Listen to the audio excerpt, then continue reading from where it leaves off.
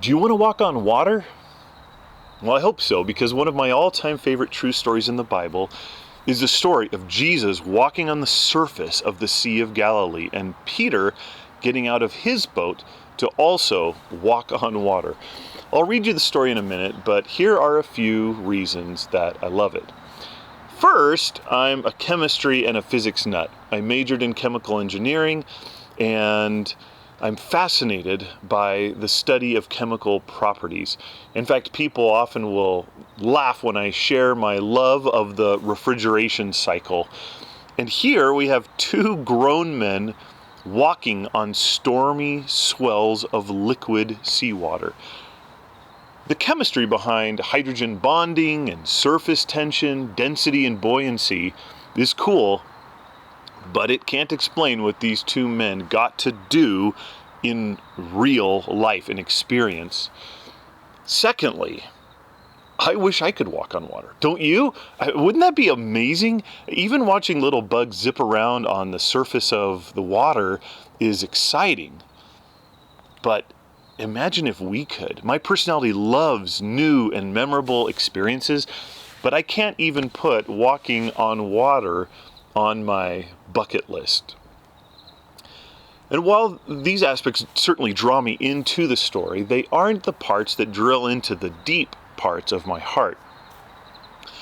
That happens when I see my own terror, courage, obedience, and doubt in Peter, and the calmness, power, and love of Jesus in the story. So let me read it to you. It's found in Matthew chapter 14, verses 23 to 33. And after he had dismissed the crowds, he went up on the mountain by himself to pray. When evening came, he was there alone, but the boat by this time was a long way from the land, beaten by the waves, for the wind was against them. And in the fourth watch of the night, he came to them, walking on the sea. But when the disciples saw him walking on the sea, they were terrified and said, "It is a ghost!" And they cried out in fear.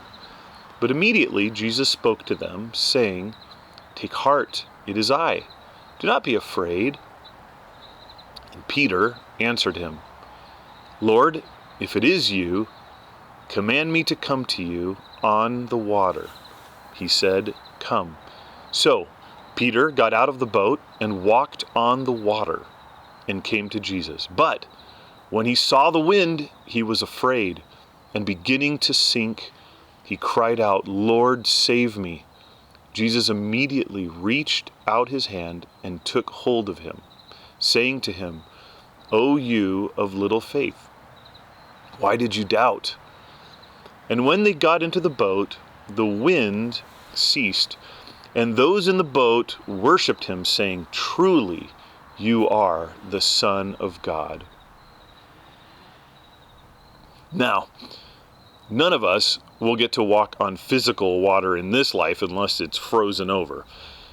But to walk on water with your life depending on it, like Peter, would be amazing.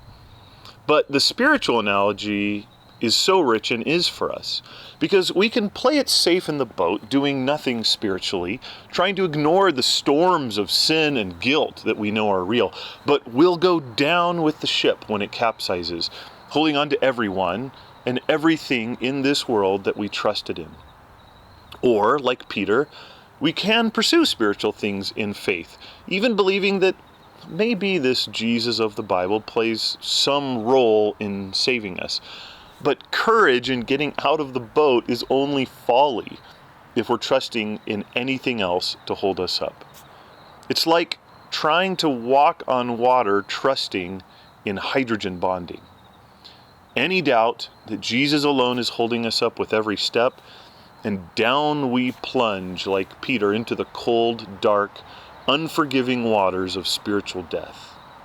But, and this made all the difference in the story, and makes all the difference for you and for me spiritually, it is good to be terrified and to see that we're going down fast. So cry out, "Lord, save me," You alone have the power to keep me from eternal suffering, and I trust in you completely. The story doesn't even say that Peter reached out and grabbed Jesus' hand for some support. All he had time to do before he drowned was cry out. But it says Jesus immediately reached out his hand and took hold of him, saying to him, "O you of little faith, why did you doubt?" Have you trusted in Jesus to save you, but you still feel like your life is sinking? I often feel that way, and it makes sense because he calls us out of the boat to a life that we cannot do in our own strength. So we must have let go of the Savior's hand to trust in something else, doubting his sufficiency to protect us. So we need to cry out to the Lord to save us and cling to him as he takes hold of us.